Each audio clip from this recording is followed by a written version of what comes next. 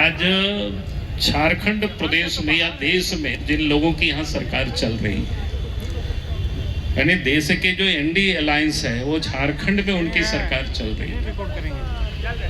और हम सब लोगों ने लोगों को किस प्रकार से ये लोग बात करते थे, चाहे लोकसभा चुनाव के समय हो, आप याद करिए कैसे कैसे लोग बातें करते थे कि बीजेपी की सरकार केंद्र में बनेगी तो लोकतंत्र समाप्त हो जाएगा, फिर चुनाव नहीं होगा।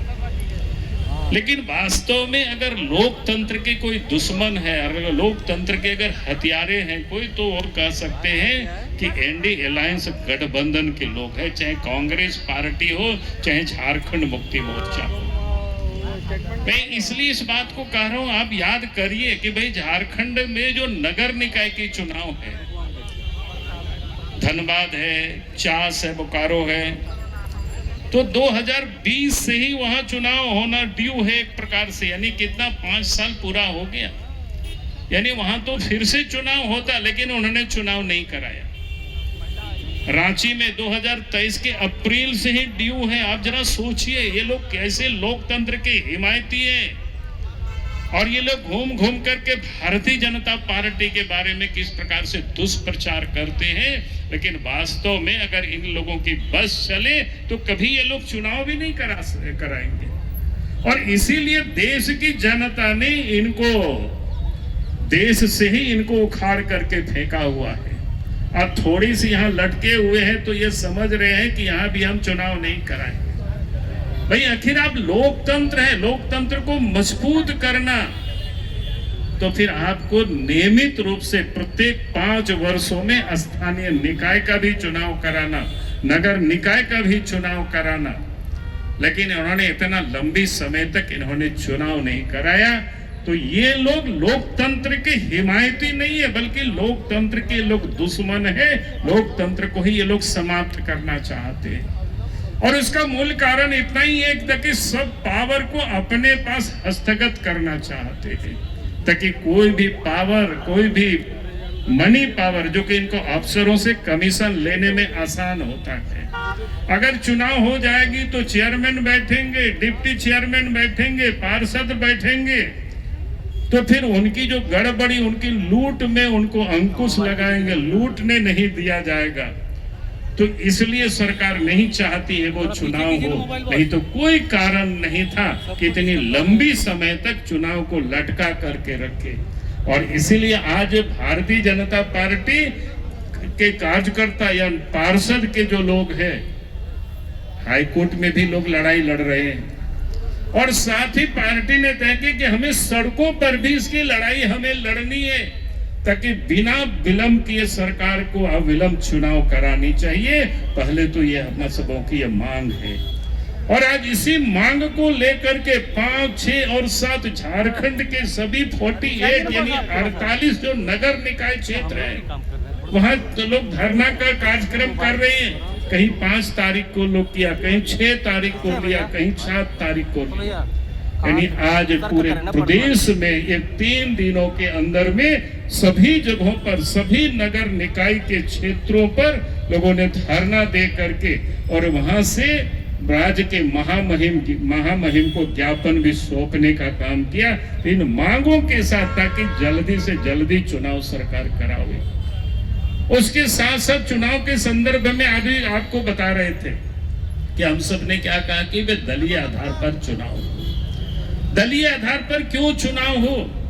एक तो लोकतंत्र मजबूत होता है नीचे स्तर तक, और दूसरी दलीय आधार पर अगर चुनाव नहीं होता है तो आप रांची नगर निगम को ही देखिए कितना विशाल है। कोई भी एक व्यक्ति निर्दलीय चुनाव लड़ने में उतना सामर्थ्य नहीं होता है। अच्छे कार्यकर्ता भी या अच्छे समाज सेवक भी होंगे, वो नहीं लड़ पाएंगे, क्योंकि एक तो पैसे भी लगते हैं, फिर उतनी लंबा क्षेत्रों में लोगों से संपर्क स्थापित करना, एक एक बूथ में, एक पार्लियामेंट क्षेत्र से ये कम नहीं होता है। तो कहने का अर्थ है कि दलीय आधार पर चुनाव नहीं होगी तो फिर चुनाव में या तो मसल पावर हो या मनी पावर हो, उसकी बोलबाला होती है। तो इसलिए भारतीय जनता पार्टी ये मांग करती है कि भाई आप दलीय आधार पर चुनाव कराइए, लोकतंत्र भी मजबूत होगा और ये मनी पावर और मसल पावर को भी हम हतोत्साहित करेंगे, ताकि सर्वसाधारण जो कार्यकर्ता होते हैं, सर्वसाधारण जो समाज सेवी जनता होती है, वो चुनाव लड़ सकते हैं ठीक प्रकार से। लेकिन चूंकि उनकी मनसा ठीक नहीं है, वो तो चाहते हैं, उनके पास सरकार है तो चाहता है हम किसी प्रकार से गड़बड़ी करें।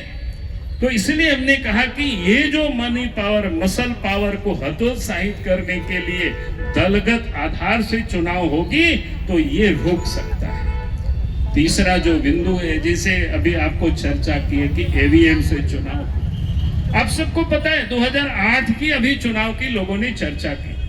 2008 की चुनाव हमें अच्छी तरह से याद है। हमें लगता है कि 4-4 दिन तक काउंटिंग हुआ था, गिनती हुआ था।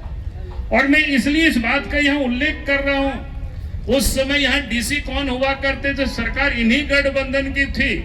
उस समय जो यहाँ डीसी हुआ करते थे रांची में, आज इस प्रदेश के मुख्यमंत्री, क्या कहते हैं, मुख्य सचिव भी हैं और इस प्रदेश के मुख्यमंत्री के प्रिंसिपल सचिव भी हैं। आप समझ सकते हो उन्होंने उस समय 2008 में किस प्रकार से गड़बड़ किया था।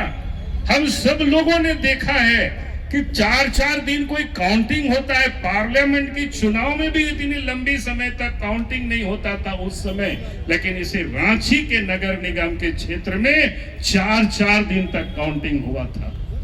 और इसीलिए मैं कह रहा हूं कि ये बड़ा षड्यंत्र है और इस षड्यंत्र के तहत ये लोग चाहते हैं कि बैलेट पेपर से चुनाव हो, ताकि फिर 2008 की तरह गड़बड़ कर सके। और आज भी उन्हीं लोगों की सरकार है जिनकी सरकार 2008 में थी, और वही सारे पदाधिकारी है जो 2008 में लोगों ने गड़बड़ किया था।